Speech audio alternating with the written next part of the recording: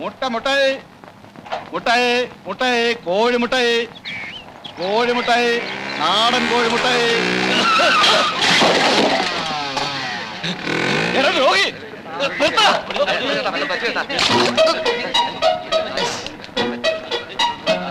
കോഴിയൊക്കെ പറന്നു മുട്ടായിരുന്നു. വല്ലതും പറ്റിയോ? പിന്നെ പറ്റാതെ 500 രൂപയുടെ മുട്ടയല്ലേ പൊട്ടിയത്? അതല്ല, ദേഹത്ത് വല്ലതും പറ്റിയോ? ഇല്ല, എനിക്കൊന്നും പറ്റിയില്ല. ഒരാള് ആക്സിഡന്റ് പെട്ട് മരിക്കാൻ പോകുമ്പോ അയാൾ എത്രയും പെട്ടെന്ന് ആശുപത്രിയിൽ എത്തിക്കാൻ ചർച്ച നടത്താൻ വേണ്ടത്. വരും വരും. എവിടേക്ക്? ആശുപത്രിയിലേക്ക്. അതിന് മാത്രമൊന്നുമില്ല. അത് നിങ്ങളെല്ലാം തീരുമാനിക്കേണ്ടത്. നടക്കാനാ പറഞ്ഞത്. വിട്. നിങ്ങൾ ആരാ? Jeep jeep. എനിക്ക് കുഴപ്പമൊന്നുമില്ല. കുഴപ്പമില്ല, നിങ്ങളെല്ലാം ഞാൻ ഈ ആക്സിഡന്റ് ഉണ്ടായാലും എല്ലാവരും രക്ഷിക്കുന്നതാ. ഞാൻ ശങ്കരമംഗല ആശുപത്രിയിലോട്ട് പോട്ടെ.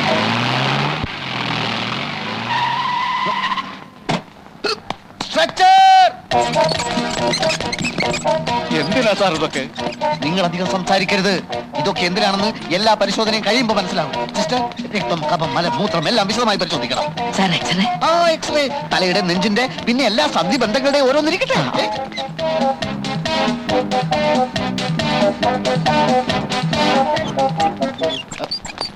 എല്ലാം എടുത്തല്ലോ? എടുത്തു സാർ. ഇതിലും ഭേദം ആക്സിഡന്റ് ഞാനങ്ങ് ചത്തുപോകുന്നതായിരുന്നു. അതിന് ഇനിയും സമയമുണ്ടല്ലോ. എല്ലാ പരിശോധനയും ചേർത്ത് ബില്ല് എന്ത് വരും? 1500 വരും സാർ. Very good. എങ്കിലും നേരെ ഡോക്ടറെ കൊണ്ടുപോയി കാണിക്ക്. എക്സ്റേ, പരിശോധന റിപ്പോർട്ട് എല്ലാം കാണിക്കണം. ഓപ്പറേഷൻ വേണ്ടി വന്നാൽ അത് ഉടൻ ചെയ്യാൻ ഏർപ്പാട് ചെയ്തേക്കും. ഒന്നിനും ഒരു കുറവും വരുത്തണ്ട. എന്റെ ഭഗവാനെ. ശരി ശരി ശരി. ശ്വാസം വലിച്ചു വിട്ടെ.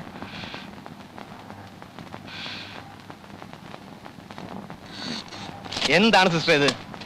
ദേഹത്തൊരു പോറൽ പോലും ഇല്ലാത്ത ഇയാളെ പിടിച്ചുകൊണ്ടുപോയി ഈ ടെസ്റ്റുകളൊക്കെ അടുപ്പിച്ച് എന്തിനാ? ഇപ്പോഴെങ്ങനെ ഇരിക്കുന്നു? എനിക്കൊരു കുഴപ്പമില്ല എന്ന് 100 വട്ടം പറഞ്ഞതല്ലേ. രോഗിയെ ആദ്യം കൊണ്ടുവരേണ്ടത് എന്റെ അടുത്തല്ലേ? അതിനു മുമ്പ് ഈ ടെസ്റ്റ് ഒക്കെ ചെയ്യാൻ ആരാ പറഞ്ഞ്? പറയൂ. രോഗിയെ കൊണ്ടുവന്നത് മഹാദേവൻ സാറാണ്. പുള്ളിക്കാരൻ തന്നെ ടെസ്റ്റുകൾ എടുക്കാൻ പറഞ്ഞതും. ഈ മഹാദേവനെ നിങ്ങൾക്ക് പരിചയമുണ്ടോ? ഞാൻ ആദ്യമായിട്ട് കാണുക സാർ. ഒരു പ്രശ്നവും ഇല്ലാത്ത എന്നെ പിടിച്ചു വലിച്ച് ജീപ്പി കയറ്റി ഒരു വരവായിരുന്നു. അത് ശരി. ഈ പറഞ്ഞ മഹാദേവനാണ് ഈ ആശുപത്രിയുടെ ഉടമസ്ഥൻ. മനസ്സിലായോ? മനസ്സിലായി. എന്റെ കാശ് പിടുങ്ങാനുള്ള സൂത്രപ്പണിയായിരുന്നു ഇതൊക്കെ.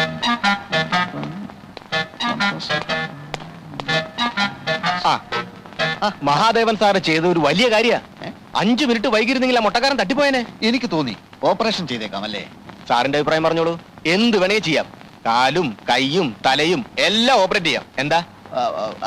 അതൊക്കെ ഡോക്ടറുടെ ഇഷ്ടം. എന്തായാലും അയാൾ ഒരു 2-3 മാസം ഇവിടെ കിടത്താനുള്ള ഒരു വകുപ്പുണ്ടാക്കിയാൽ വളരെ നല്ലത്. അമ്മാവൻ തമ്പി സാറ് സ്ഥലത്തെത്തിയോ? എത്തിയല്ലോ. എന്താ?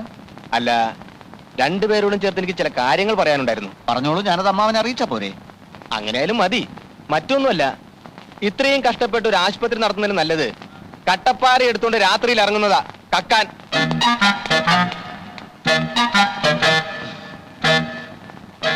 എന്നെ ഇത്രയും നേരം മെനക്കെടുത്തിയാണ് 2 എണ്ണം പൊട്ടിച്ചേരണ്ട. ആശുപത്രി ഉടമസ്ഥൻ രോഗികളെ പിടിക്കാൻ നടക്കുക. കൊള്ളാം. ഇക്കാര്യം നിങ്ങളോട് ആര് പറഞ്ഞു? ആരെങ്കിലും ആവട്ടെ, ഇതായത് വെച്ചോളൂ. എന്താ ഇത്? ഇല്ല, എല്ലാം കൂടെ ചേർത്ത് 1600 രൂപ വരും. സാറേ, എനിക്കൊരു 100 രൂപ ജീപ്പിന്റെ കാശ്. അതും ഞാൻ കൊടുക്കണം? പിന്നെ ആരും ഞാൻ കൊടുക്കണം? അല്ല, ഒരു സംശയം ചോദിച്ചെന്നേ ഉള്ളൂ.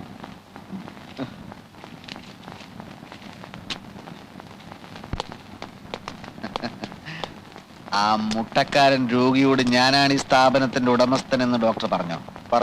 അത് മഹാ തെമ്മാടിത്തരമായി പോയി. മാസം തോറും പുളിങ്കുരു പോലെ ശമ്പളം എണ്ണി വാങ്ങിക്കുമ്പോ ഈ സ്ഥാപനത്തോട് അല്പം നന്ദി കാണിക്കണം. നന്ദിക്ക് പട്ടികളെ വളർത്തുന്നതാണ് കൂടുതൽ നല്ലത്.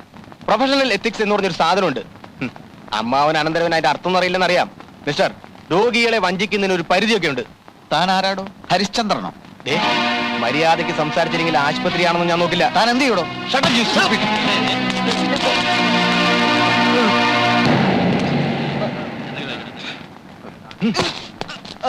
കള്ള പരീക്ഷകൾ. ആത്മാഭിമാനമുള്ള ഒരാൾക്ക് ഇവിടെ ജോലി ചെയ്യാൻ കഴിയില്ല. തന്റെ ജോലിയും കൂലിയും എനിക്ക് വേണ്ടോ? സർ, ഡോക്ടറോട് പോകരുതെന്ന് പറ. രോഗികളുടെ കാര്യം ആകെ പ്രശ്നത്തിലാവും. രോഗികൾ എനിക്ക് പ്രശ്നമല്ല. എന്റെ ശമ്പളക്കാരന്റെ ചൊൽപ്പടിക്ക് ഞാൻ നിൽക്കണോ? പോട്ടെ, എല്ലാവരും പോട്ടെ. വേണമെങ്കിൽ നിങ്ങൾക്കും പോകാം. ആരും ഇല്ലെങ്കിലും ഞാൻ ആശുപത്രി നടത്തും. ഡോക്ടർ എവിടെ, മരുന്ന് എവിടെ എന്ന് ചോദിച്ച് അവൻ എന്റെ മെക്കിട്ട് കയറാൻ വന്നു. അവനെ മാത്രം കുറ്റം പറഞ്ഞിട്ട് കാര്യമില്ല. ഞാനൊന്ന് ക്ഷോഭിച്ചു. എന്റെ ദൈവമേ, അവനും ഒന്ന് ക്ഷോഭിച്ചു. സാവിത്രി, ഈ കാണുന്നൊക്കെ അവന്റെ സംഭാവനയാണ്.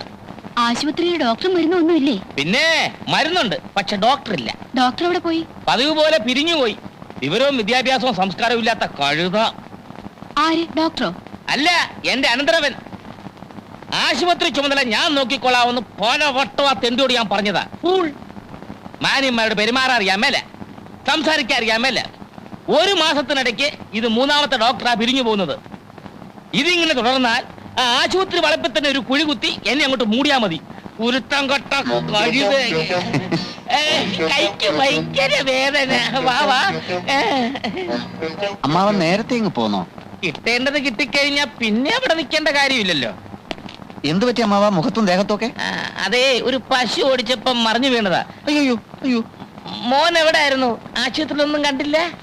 അവിടുത്തെ സ്ഥിതി വഷളാവെന്ന് തോന്നിയപ്പോ ഞാനൊന്ന് മാറി നിന്നതാ. ഡോക്ടറെ ഞാൻ പിരിച്ചുവിട്ടല്ലോ.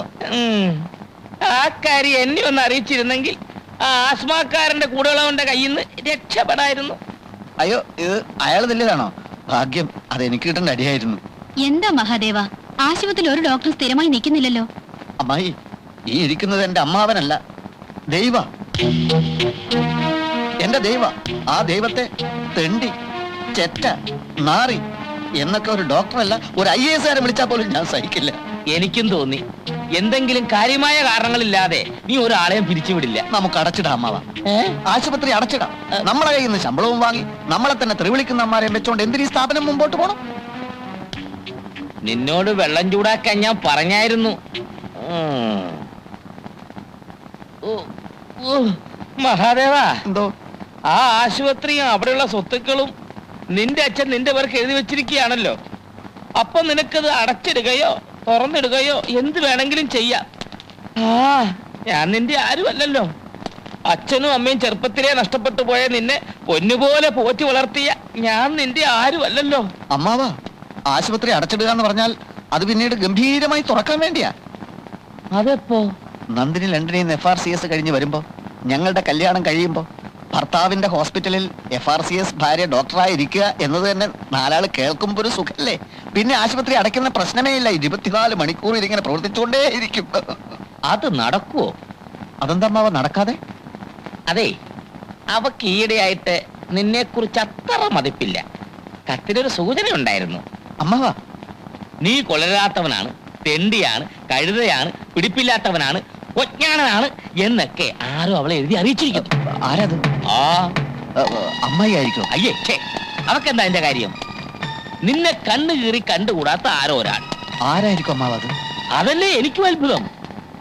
കാര്യം അവൾ എന്റെ മോളാണെങ്കിലും ലണ്ടനിലൊക്കെ പഠിച്ചു വരുന്ന പെണ്ണോട് നമുക്ക് വല്ലതും നിർബന്ധിക്കാൻ പറ്റുമോ? എനിക്കാണെങ്കിൽ 24 മണിക്കൂർ ഒറ്റ പ്രാർത്ഥനയേ ഉള്ളൂ, നീ തന്നെ അവളെ കെട്ടണേ, നീ തന്നെ അവളെ കെട്ടണേ എന്ന്.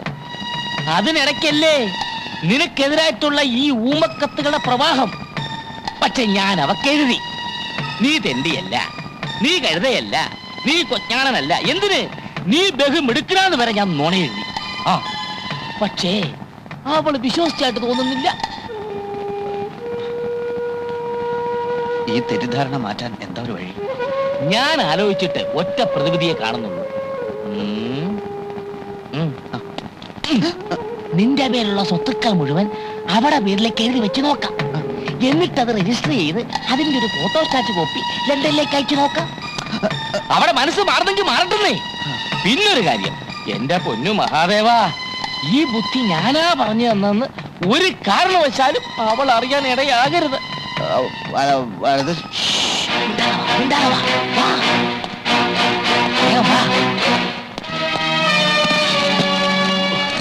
എത്ര കാലമായി എഴുതി വെച്ചിട്ട്. സകല ദൈവങ്ങളെ മനസ്സിൽ ധ്യാനിച്ച് എല്ലാം മംഗളമാകാൻ ഒപ്പിടും.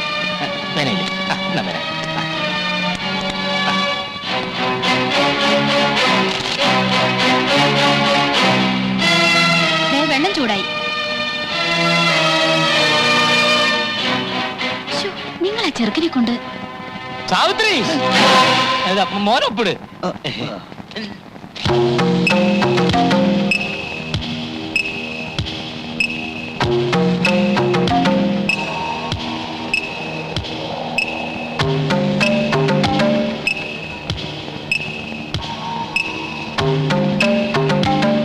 ഒപ്പിടും മോനെ.